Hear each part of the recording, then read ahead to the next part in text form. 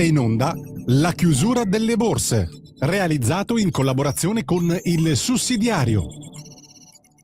In collaborazione con Il Sussidiario TV presenta la chiusura delle borse di oggi.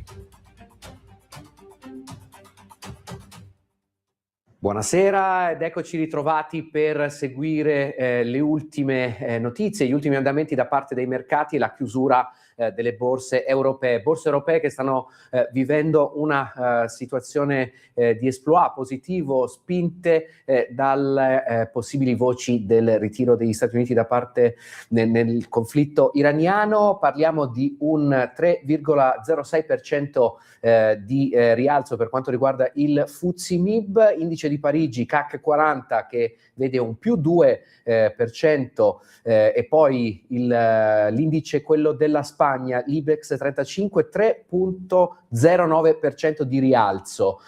Stesso segno positivo per quanto riguarda la borsa tedesca con un rialzo del 2,62%. Continuiamo con la borsa del Regno Unito che segna un più 1,73% e poi l'Eurostoxx con un 2,76% in positivo, vento di rialzo in generale su tutti questi indici azionari. Grazie per averci seguito e noi ci rivediamo ovviamente con il prossimo appuntamento.